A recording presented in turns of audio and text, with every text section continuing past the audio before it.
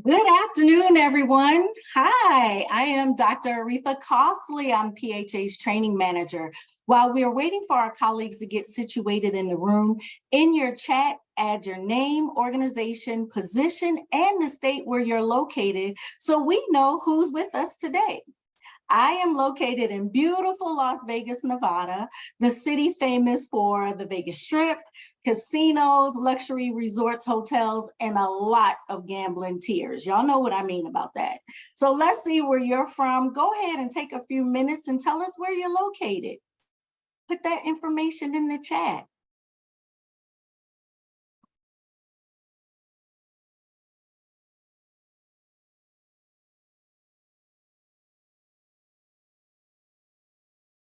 All right, so far I see California, I see Virginia, I see Kentucky, Washington, oh, Puerto Rico, all right. Baltimore, my hometown, go Ravens. Wow, let's see, Arizona, Massachusetts, that's such a hard word to say, right? But you know what I mean. All right, so it looks like we have folks from all over, and we are so grateful for your attendance. So thank you for taking time out of your busy day to either learn about your grantee responsibilities or refresh your grantee management knowledge. As I mentioned earlier, I am Dr. Aretha Costley, PHA's training manager, and I go by she, her, and hers. Today, I'm wearing one of my favorite shirts, which is my mauve-colored shirt that has little white dainty polka dots. I love this shirt. I'd sleep in it if I could. Along with my PHA colleagues, we will provide clarity around your role as a PHA grantee. Before I start with the presentation, first and foremost, let me congratulate you all on being awarded your grant that you undoubtedly will use to make change happen in your communities. Not every program is selected, so give yourselves a big round of applause for being a grant recipient. Our event producer today is Dylan, and she is here to help us with our webinar journey today. Thanks for being here, Dylan, and helping us through this. On behalf of AJ Perlman, Director of Public Health AmeriCorps, and the entire PHA team, I welcome you to the PHA Onboarding 101 webinar.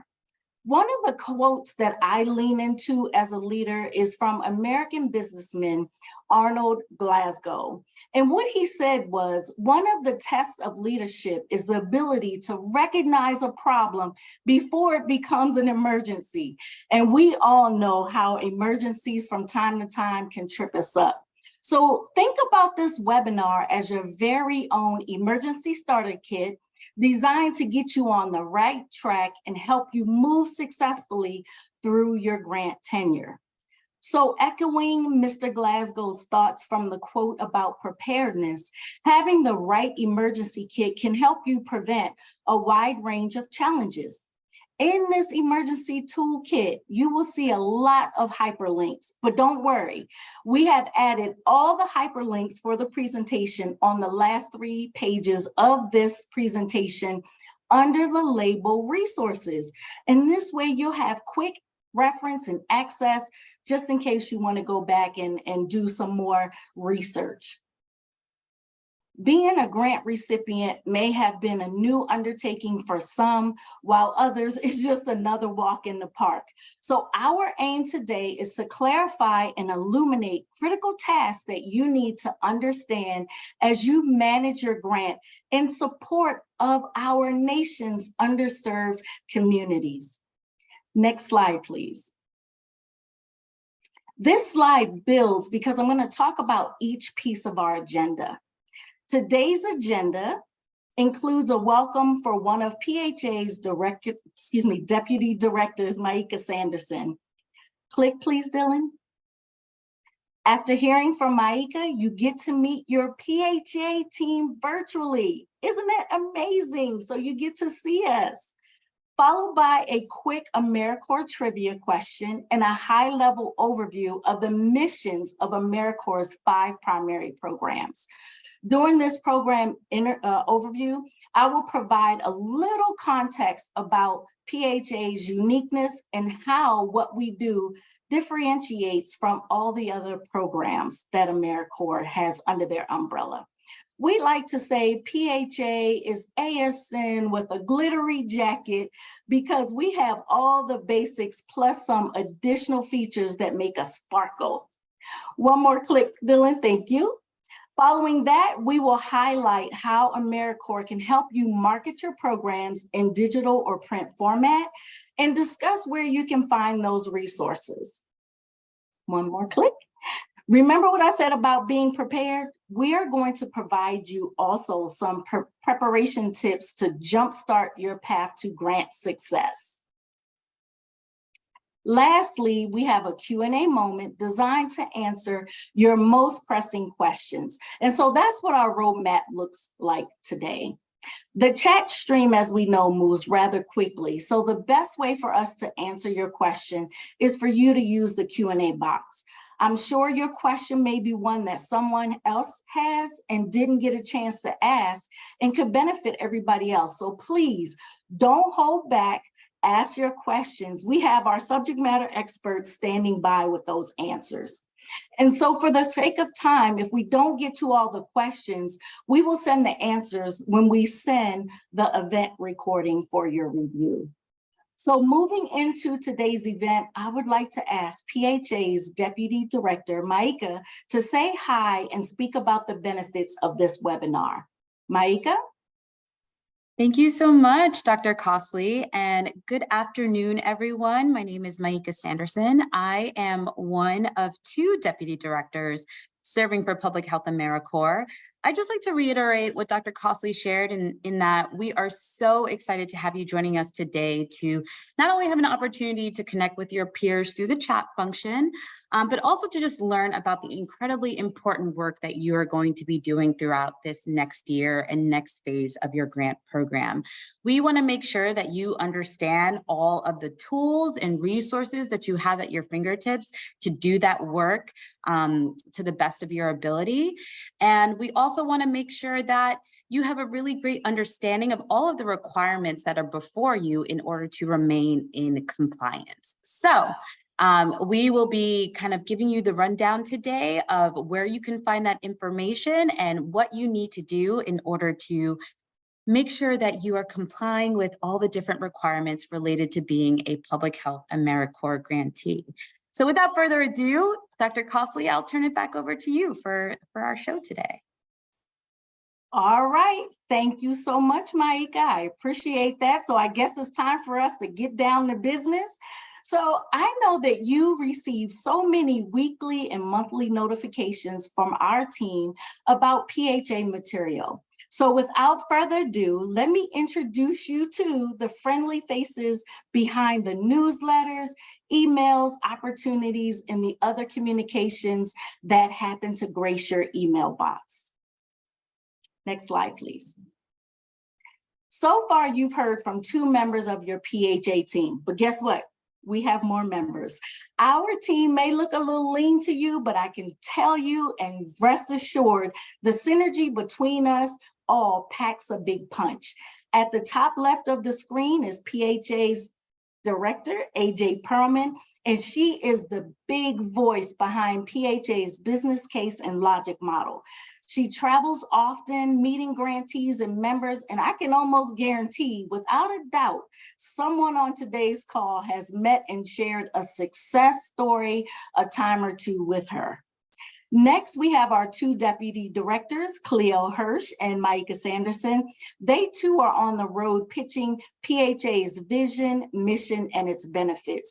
But more importantly, listening to your needs and taking notes and bringing those items back to us as a team so we can improve and leverage our grantee and member services.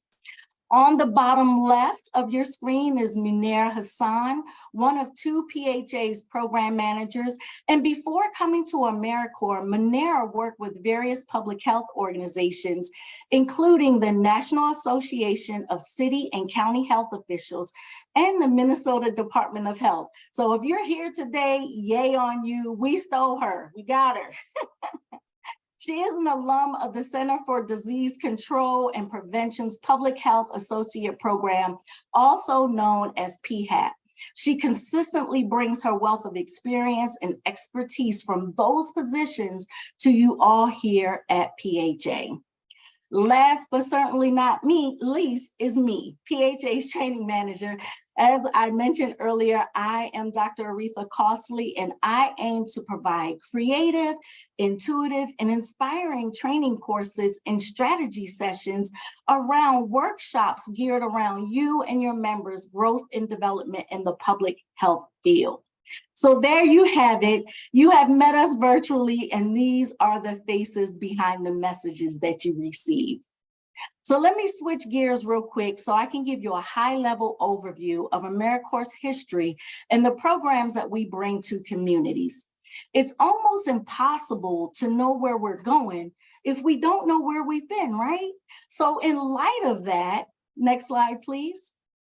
Let's talk about some of the reasons why national service began. National service began in 1910 when American philosopher William James envisioned non-military service in his essay titled The Moral Equivalent of War. Since then, national service has been the backbone of servitude for many Americans just like us. It is always helpful to know how your program fits into the AmeriCorps family, so let's look at that. In 1990, President George Bush in his inaugural speech cited the vision of 1,000 points of light. In this profound excerpt from his speech, he urged people to take action through service. Under his guidance, the Community and National Service Act of 1993 birthed the Commission of National and Community Service as a separate and distinct federal agency. Its mission: to improve lives, strengthen communities, and foster civic engagement through service and volunteering. As AmeriCorps aligns itself with the changes in our evolving environment, volunteer strategies over the course of time have evolved from the ones initially used by the Commission on National and Community Service. Although AmeriCorps' new branding is a little bit more sleeker than our original moniker, we are still true to our vision and mission: bringing people together, tackling the country's most pressing challenges through national service and volunteering. The 5 programs that help AmeriCorps live up to its mission include AmeriCorps Seniors, AmeriCorps Vista, National Civilian Community Corps, Public Health AmeriCorps, and AmeriCorps State and National. So remember, I had mentioned a little bit about one trivia question, right? Let's see if you get it right. In the chat, type your answer to the question on the slide. Which of these programs do you think is identified as AmeriCorps' first program? I'll give you about 15 seconds. If you don't know, just select one.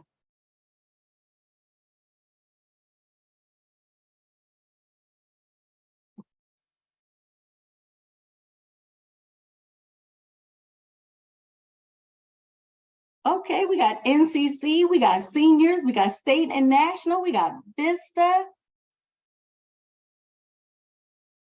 Okay, so let me let you off the hook. Dylan, please reveal the answer.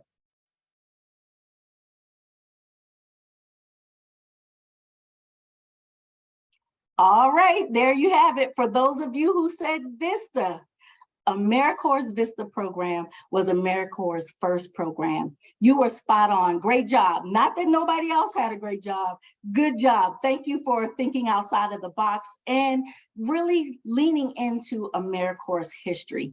So if you got it right, give yourselves a round of applause. In 1964, as part of his unconditional war on poverty, President Lyndon B. Johnson created AmeriCorps Vista to minimize the hunger issues of the nation. Vista is a full-time capacity building program fighting poverty for thousands in low-income areas. Now that you know the background of the Vista program, here's a quick highlight of the other programs under the AmeriCorps umbrella. Next slide, please. Thank you. The AmeriCorps Seniors Program is open to volunteers 55 and older in the capacity of foster grandparents and senior companions. The flexibility of the program enables volunteers to choose how much time to volunteer to others in need and where and when they want to serve. So that's a good thing, being flexible. The next one is the National Civilian Community Corps, also known as NCC. And a lot of you thought that this was the very first program. But the interesting thing about NCC is that it has campuses located in Denver, Sacramento, Vicksburg, and Vinton. And men and women ages 18 to 26 serve in a full-time status in this team-based residential program, and they too support AmeriCorps' vision. One click, Dylan, please. Thank you. I'm sure at some point, though, since acquiring your grant, you have had to interact with the AmeriCorps State and National Office. This program office is considered to be the executor for multiple AmeriCorps grant programs. You might even say they are kind of like the hub for AmeriCorps' grant governance, statutes, regulations, and they also monitor the Volunteer Generation Fund. This program assesses, creates, and distributes policies and procedures and provides AmeriCorps-specific national training and portfolio support to the Office of Regional Operations staff and grantees. Here's the best part. At PHA, though, remember that sparkly, glittery coat, jacket? At PHA, the primary focus is health equity and social determinants of health, access to services, and reducing barriers to care, mental health, and substance abuse, food access, and nutrition services. In fact, in FY22 and 23, grants exceeded well over $90 million, with 104 grantees across 35 states and territories. Think about this. 69 of our grantees operate in single states, while 35 have multiple service locations throughout several states. Talk about a far-reaching impression. That's phenomenal. Regarding PHA volunteers, we recruited well over 1,300 members in the last 2 years, with more than half being in full-time positions. So we're doing a good thing. We're getting people in the door and we want them to stay. You will hear later in the presentation about how PHA works nationwide and throughout the public health domain. I think it's also fitting to highlight how PHA works in unison with multiple public health agencies and organizations. And based on your program successes that we hear about, we see, we meet with you, it is evident that in the last 2 years of inception, PHA's unexpected immersion and community impact came from highly involved and engaged programs just like yours. I'm sure that once you were notified that you were a grant recipient, a few primary goals, such as providing sage guidance and support to your staff, members, and communities came to mind.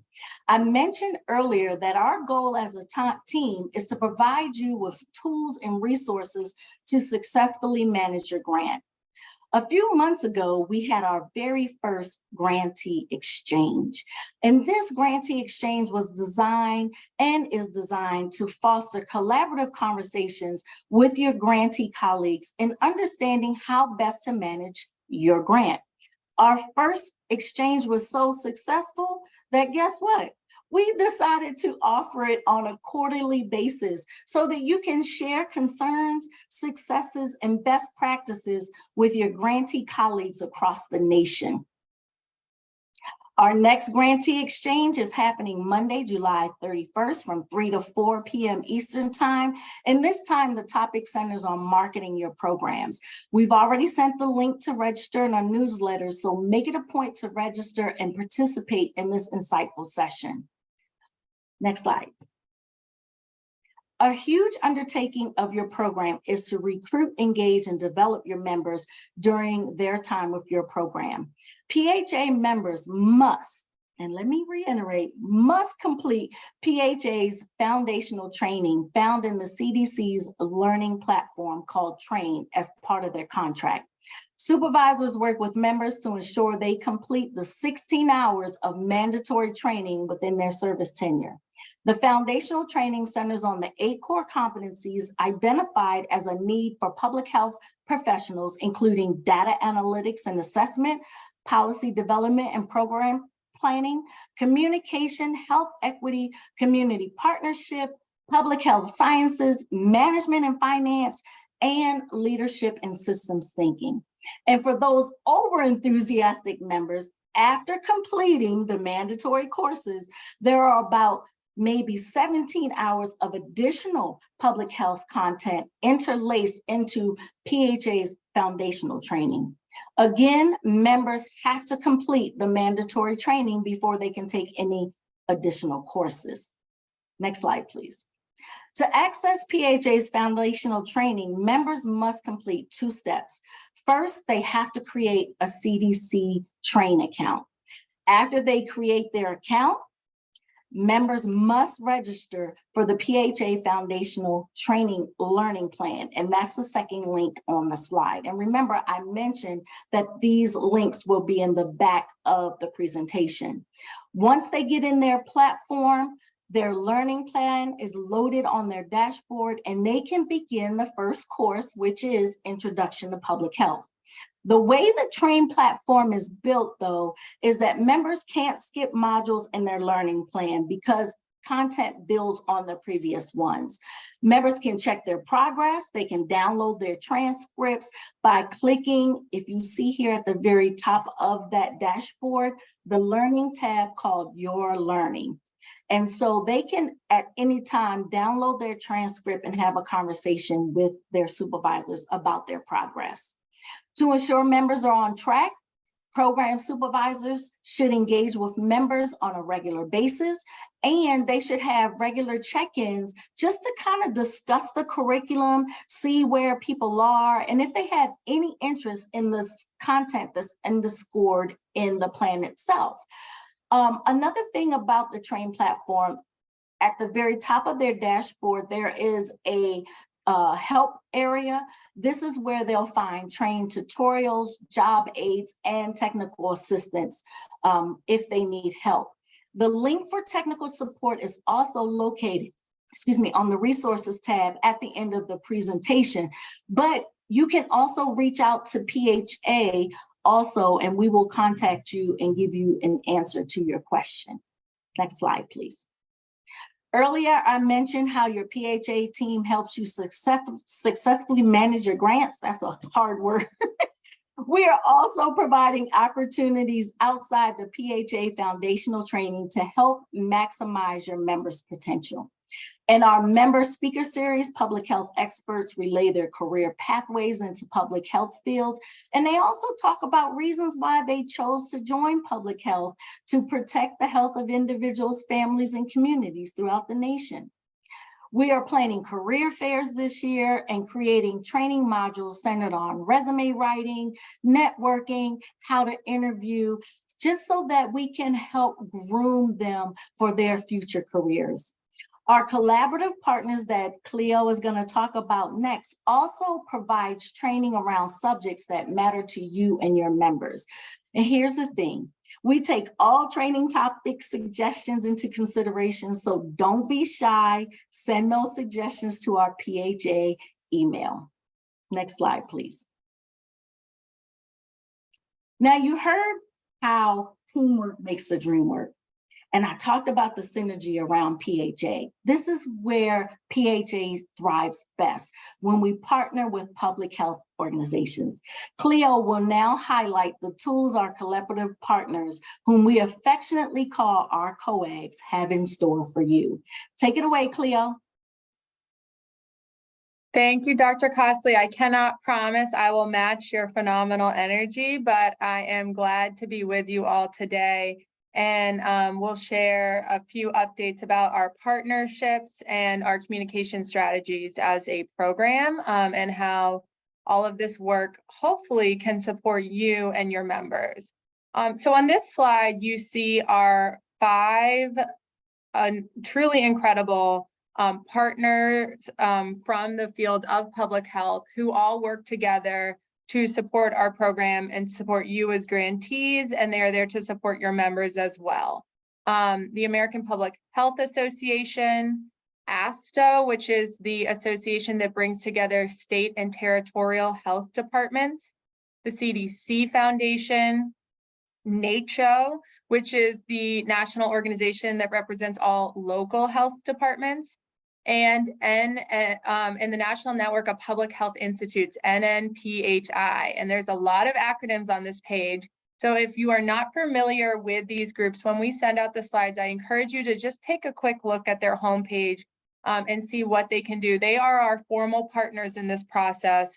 And they are looking for ways to get more folks from the field of public health involved in Public Health AmeriCorps, and how they can help Public Health AmeriCorps members launch their careers in the field of public health through national service. So we really are blessed to have such incredibly strong partners in this work. And on this slide, I've added a few great links that are phenomenal starter resources for you and your members as you familiarize yourself with these groups and what they have to offer. So I'll just give you one example, and then I encourage you, when we send out the slides, to peruse these resources. Our partners at ASTO have launched a website called publichealthcareers.org. And this is really a fantastic place for members to go as they think about their next steps after their year of service. And this is a great place to find local health departments across the country that are hiring, state health departments that across the country that are hiring, and just general career resources for members. And ASTO is going to be adding resources specific for Public Health AmeriCorps members throughout the next year onto that website.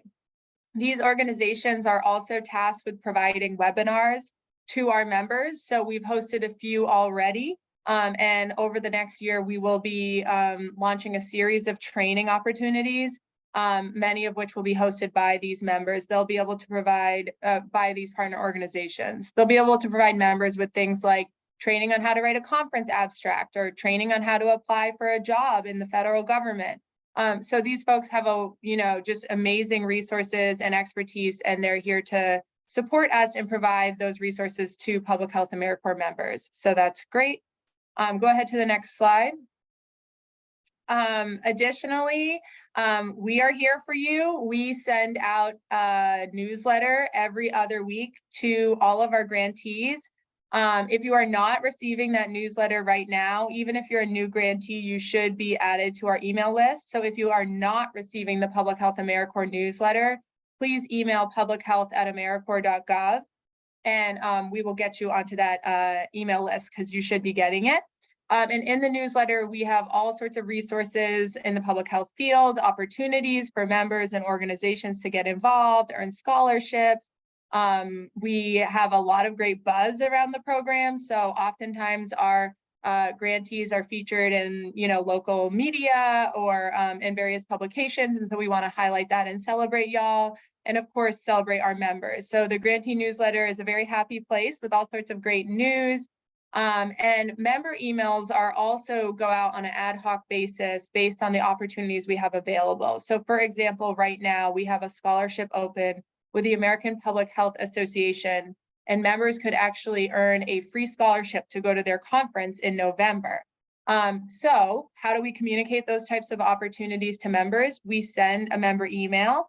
And we'll include all the relevant information, the links to how they access the resources. If there is a member-focused webinar, they'll be invited to sign up, and those emails will go directly to your members. So similarly, if you are concerned that your members are not receiving these emails from us, go ahead and shoot us an email at publichealth@americorps.gov, and we can look into it and make sure, because we want to make sure that everybody gets access to these phenomenal opportunities. And let your members know we're going to be emailing them with great resources and great opportunities. Sometimes when folks get these sort of generic emails, they might not click on it, they might not think it's for them, but truly there is a wealth of resources going out via email. So encourage your members to check their email regularly and make sure that they're checking the email that they have on file with your program, because that's where we get their information. Last but not least, help us amplify your work. So we want to hear from you. There is no success that is too small. I will repeat that. There is no success that is too small. We want to hear stories about your members' experience. We want to see photos. If you have a program newsletter, we want to see it. But even if it's something more informal, like a great quote that you heard from a member, send it to us, and we will amplify the phenomenal work that you are doing on the ground every single day. So again, there's that email, publichealth@AmeriCorps.gov. Send us your wins, large and small, and help us celebrate you. Next slide. Okay, another way you can help us, and this is interactive, so if y'all have fallen asleep, wake up, because I need something from you right now. I am here to share that we are investing significant resources in a digital marketing campaign to help you recruit members into your program. We have opportunities posted online. We have digital marketing campaigns. We are leveraging the handshake platforms, and we need your help to share the opportunities that are available at your organization.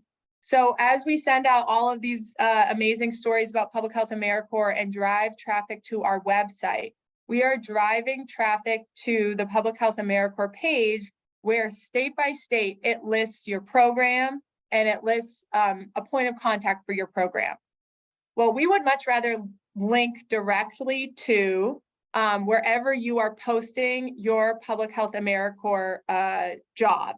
So we know some folks use the AmeriCorps jobs portal, but we know other folks might use Indeed, or you might post it on your website, or you might have a part of your website that is dedicated to PHA. So we need to get our hands on that information so that we can update our website to better reflect exactly where you are posting your Public Health AmeriCorps job opportunities.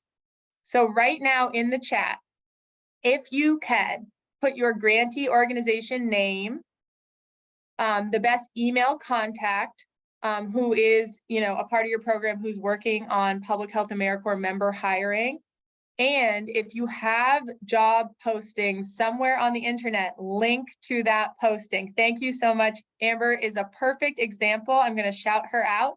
She listed American Red Cross. She listed her email address as the point of contact related to recruitment and hiring.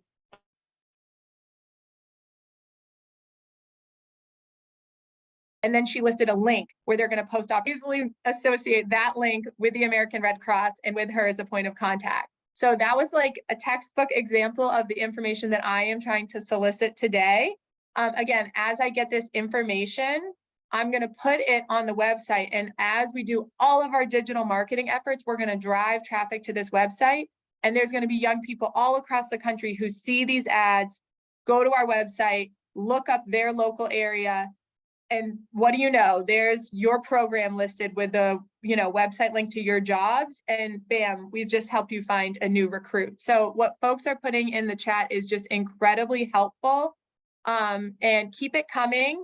If you don't know where the links are right now, don't stress, because our website is, our email is publichealth@AmeriCorps.gov. So if you don't have this information handy today, please send us an email to our team email address that has your organization name, the best point of contact when it comes to hiring, and wherever you are listing your PHA job opportunities. And we will amplify those and do our best to support you in your recruitment efforts. So keep this information coming. Even if you get it 15 minutes from now, drop it in the chat. We're going to pull all this information out of the chat and use it to update our website. And again, if you don't have your jobs posted yet, don't be shy. Email me tomorrow, next week, next month, whenever you have the jobs posted, send us the link where you're posting those job opportunities so we can update the website accordingly and help spread the good word about your opportunities. Amazing. You're filling my heart with joy as the chat comes in. All right, next slide. Great. Digital resources. So I want to alert you to some fantastic digital resources that we have for you as you do your own recruitment, communications, and storytelling work as a program. So again, we will send out this slide deck right after the call. Logos, brand guidelines, photo galleries where there's photos of AmeriCorps members in service. If you want to use those to put together like a recruitment flyer or presentation and you don't have your own photos yet as a program. We've got public health AmeriCorps videos, social media graphics, and a toolkit. So please take advantage of these resources, and I will share that we are working hard to build upon these resources. And so we will continue to update these materials as we get more and more great stories from the Public Health AmeriCorps community. And if there's something that's missing that you feel you really need to tell your story and recruit members, please feel free to reach out to social media at cns.gov. And, you know, let us know if you want to collaborate on something. Let us know if you're looking for something you can't find, and we will be there to support you in your work. Next slide. Lastly, social. We strongly encourage you to share the good news about your program and the amazing stories that are coming out of your work day in and day out on social media. These are all of our accounts. If you tag us at #PublicHealthAmeriCorps, and then our overall AmeriCorps campaign of Choose AmeriCorps and Make a Difference. And those are great hashtags that help us see the great posts that y'all are putting up and then amplify them. Next slide. Last but not least, we have a free resource coming. So the details on this will be in an upcoming grantee newsletter, but we have created a Public Health AmeriCorps recruitment mailer that your organization can use. There are two versions of the mailer. One that looks like the image you see on the slide here, where you can insert your own program contact information, and then one that's just completely filled out with an image on the back. And so you can choose to which type of postcard you want to order. If you order the one that's completely filled out, you can actually get that from us for free. We will ship it directly to whichever address you provide, and you can, like, you know, keep it in public places around your community, and it will direct folks to our website. And if you want to customize the recruitment postcard for your program, you can get a digital version and add the information you need and get it printed yourself. So this is a free resource that's coming your way just to help, you know, quickly connect interested members of your community to your program and to Public Health AmeriCorps more broadly. And we will follow up with details on how you order that free resource in a grantee newsletter, which is another plug for why you should read our grantee newsletters, and you should make sure that you're receiving them, because these are the types of resources that we're providing in those newsletters. Next slide. And I think that's it. And I believe I'm passing it over to Maika. Thank you, Cleo. So I am super excited to dive into just a few quick tips for you all about preparing for a successful start. I will try to go through this fairly quickly just so that we can leave a little bit of time for some of the great questions that are coming in through the Q&A function. I will not be offended if you continue to drop your information in the chat box about, you know, who's the contact for your member hiring, where do those positions live on the page, and the name of your grantee organization. Go ahead and keep giving us that information. All right. So in terms of preparing for a successful start, ASN has created a really incredible resource for you all. And I know it's called the New Grantee Checklist, and many of you on the line are not, in fact, new grantees, but this checklist still stands because it's such a great refresher and reminder for all the key steps that you should be taking in order to successfully launch your project. So it's linked on this slide, but it goes through things such as the accounts that you need to create, trainings that are required, policies and procedures that you may need to update, tips and tricks on financial and grants related resources and tips, data collection and reporting, of course, developing your site management tools, because you want to make sure that you're checking in with your various sites where your members are going to be placed and that you all are in lockstep in terms of offering the type of member experience that you want to provide to your PHA members. Member recruitment, screening, selection, and of course, member management. So a lot of the tips that I'm going to be providing are really just drawing from this checklist, just a few highlights. That does not mean that you shouldn't read the checklist, because we can't get through everything in about 12 to 15 minutes. So please, please bookmark this particular resource and make sure that you check it out after this webinar. Next slide, please. So the first thing is you want to make sure that your policies and procedures are in alignment with all of the federal regulations that are out there governing the program. So first, you want to make sure that you're in compliance with 45 CFR 2520, and it's linked right here, but it gets into really important statutes and regulations around civil rights and making sure that you're managing your members in the most appropriate manner. What's really fantastic, which is new, so for those of you who have been perhaps getting funding through ASN, or this is your second year of PHA funding, new, hot off the presses, there is a new e-course in Litmus that's been designed by ASN that we recommend that all of our grantees take, called Developing Policies and Procedures, a resource for AmeriCorps state and national grantees. This will be incredibly helpful for you to make sure that your policies and procedures are compliant and that you are following all necessary requirements. So make sure you go ahead and dedicate some time to taking that course. I just want to flag for our sub-grantees who may be on this call, welcome, we're glad to have you. We want to do a special flag for you all to say that don't forget to engage with your state commission. They may have additional requirements that you should be kind of incorporating to your policies and procedures. And they may have some pretty fantastic resources, such as policy templates, that'll help you with this work and make that load a little lighter.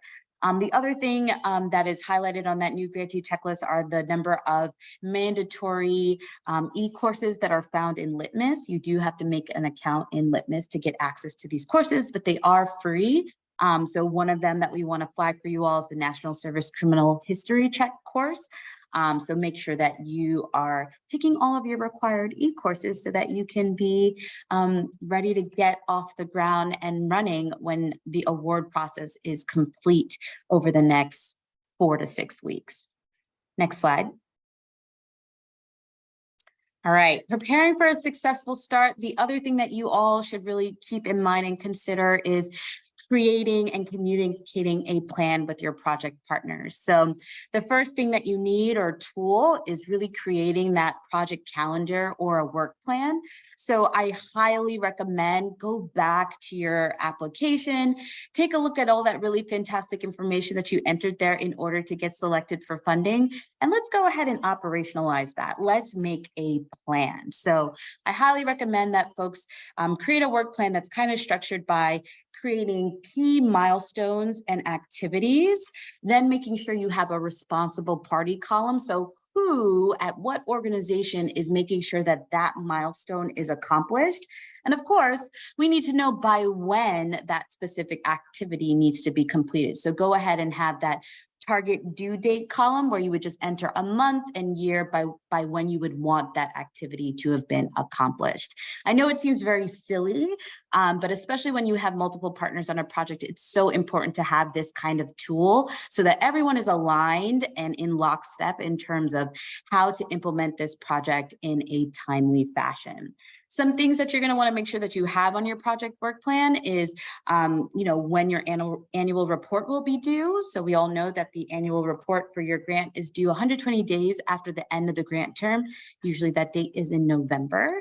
The other thing that you want to make sure that's in there is the ASN symposium. Yes, PHA grantees, specifically, our state commissions and our national directs, they are welcome to go to the ASN symposium. So make sure that you have that date on your calendar when it's available. It is still being planned. So more information is coming out from the ASN team about when that date is specifically going to fall.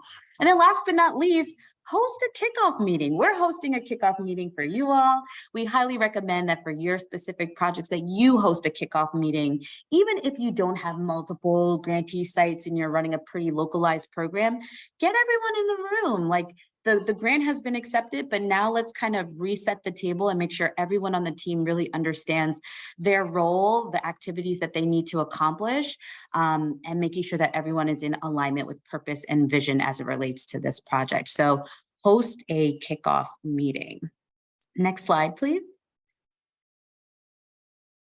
Okay, so you'll want to make sure that you're tapping into the many resources that are available to you at AmeriCorps. We host quite a few webinars. So a few that I quickly want to highlight for you all: the ASN monthly grantee calls. Make sure that you tune into those. They are the first Tuesday of every month from 1 to 2 p.m. Eastern. They are just a really great opportunity to hear all of the key ASN program updates, which are applicable to you all as PHA grantees, as well as get access to other AmeriCorps staff experts who can answer questions on policy and other pressing matters that may be arising. So definitely make sure that you tune in, mark your calendars for those calls. Someone from your staff should be there and attending. The second set of calls that I want to flag for you all are the Central Recruitment Unit ASN monthly calls. This is a really great opportunity where our other team at AmeriCorps, which we call CREW for short, they put together these really fantastic webinars that provide you with best practices, strategies, tips for elevating your recruitment efforts. So you'll see here on the slide, the next call is June 21st from 2 to 3 p.m. Eastern. So if you haven't registered for that, we highly recommend that you do so. Just a great time to kind of gather some additional information on how you can be amplifying your recruitment efforts. The other thing to take note of, PHA, as was mentioned by Cleo, we do our own kind of marketing efforts to bring more prospective members into the pipeline so that they apply to your postings. But CREW is also doing the same thing for lots of programs across our agency, including PHA. So they are hosting recruitment calls on a monthly basis as well, where they're just telling prospective members about the various AmeriCorps opportunities, including PHA, that are available to them. So that's just something to keep in the back of your mind, that you really have a village around you that's trying to help with getting your member slots filled. Next slide, please. So the next quick little tip that I want to flag for you all, which can kind of get lost in the hubbub, is that you have a coach, let's call it. You have portfolio managers that your organization has been assigned to that is there to help you along this process. So they're not there to wag their finger at you when you're doing something wrong or out of place, so to speak. They're really there to support you throughout this year-long journey of managing your project. So they're there to help clarify grant requirements, policies and procedures, help you navigate the many resources that are available at AmeriCorps, but also providing a ton of technical assistance. They have the job of serving as this role across many programs, so they've seen quite a bit. So they can give you tips and tricks around recruitment, onboarding, member retention. So if you are not, I highly recommend that you have regular check-ins with your portfolio manager. So this advice is for my national directs and my state commissions. To my subgrantees that are on this call, lean into your state commissions. They are there to support you in this fashion. So if you're not engaging with your state commissions on a regular basis, I highly recommend that you do that as well. They're there to provide these kinds of supports and services to you as well. Next slide, please.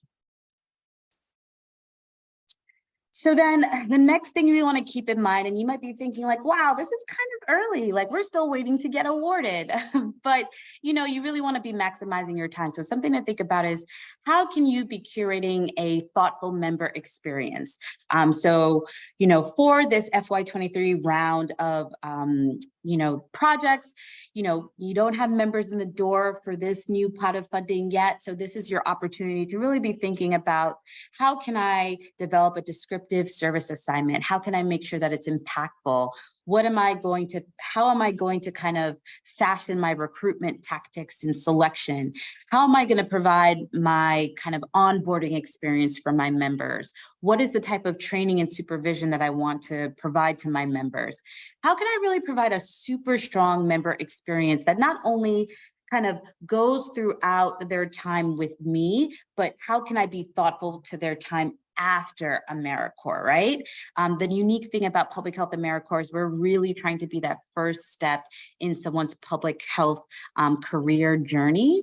So we really lean on our grantees and their site supervisors to help members make that connection to public health. So really making sure that you are providing that type of support to your members throughout. So really quickly on this slide, I want to flag for you that there is a service here, AmeriCorps alumni group.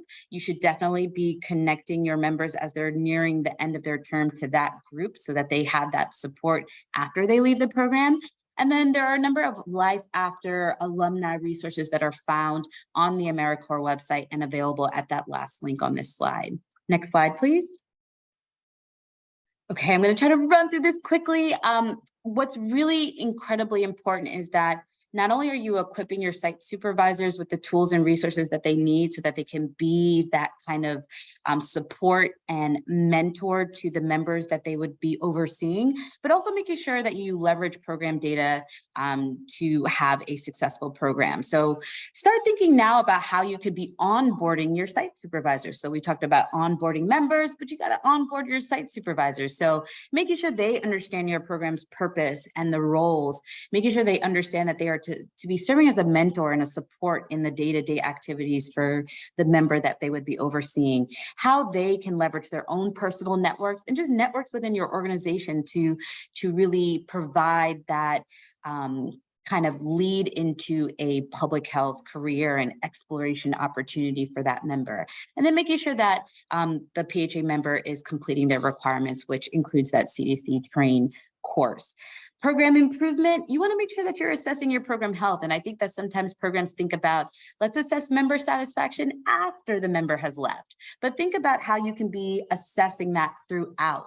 What are those pieces of data that you could be collecting, not only from members, but from site supervisors to make sure that your program is being implemented as you intended it to be? How can you share out the information that you are gathering and act upon it? With what regularity are you going to have team meetings, including with site supervisors at different sites? So these are all considerations to keep in mind. Next slide, please. And then last but not least, on my end, before I believe I'm kicking it over to Aretha to talk a little bit about interviewing tactics and then doing Q&A, I really want to kind of emphasize for those folks who this may be your second year of PHA funding to really reflect on what worked and what did not work with recruitment last time around. Start thinking about who can you partner with to attract additional candidates. And then thinking about who can you be targeting and where are they spending time? What are the methods that you're using to reach those individuals? Are you using the right messaging, graphics, and tools to get to them?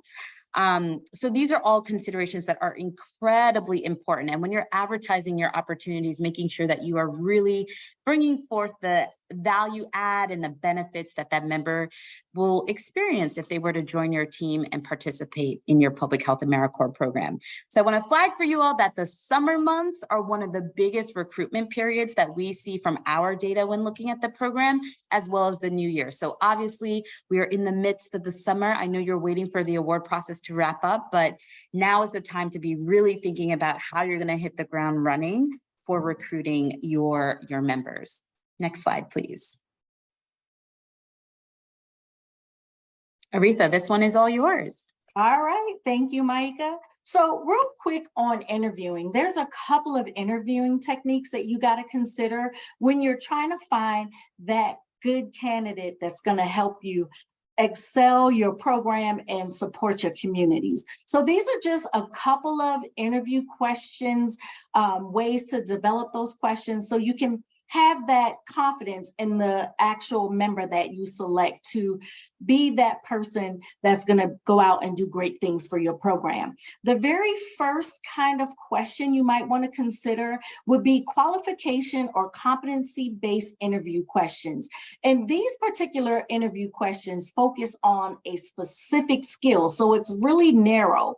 And so you will create a predetermined criteria before you sit down and evaluate this member's skill set. So you're going to take the competency that you're looking for and evaluate it against your predetermined criteria. The next one is a behavioral-based interview question, and that is to demonstrate how a member might use their past experiences to handle a new situation in their new role. And so you would use what is called the STAR method: situation, task, action, and result.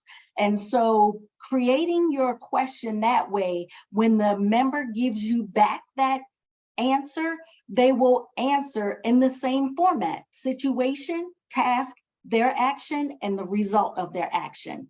The next one is personality-based interview question. And this really revolves around a member's character, work style, and work ethic. And so this question will help you try to gain an understanding of how the candidate might handle stressful situations, specific situations, or even how they work well with others. And so this might be a question technique that you might want to write your interview questions just to kind of flush out that specificity about that person's character.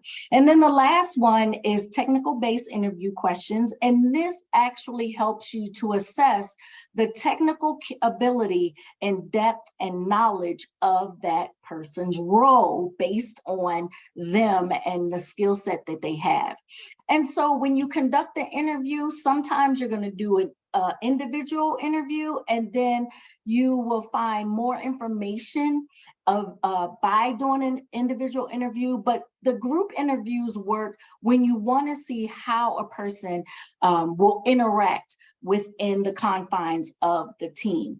And so again, these are just some things to think about as you craft your interview questions. So I wanted to kind of give you a little insight about how you can go about crafting questions that's going to help you evaluate that member coming on board to your program.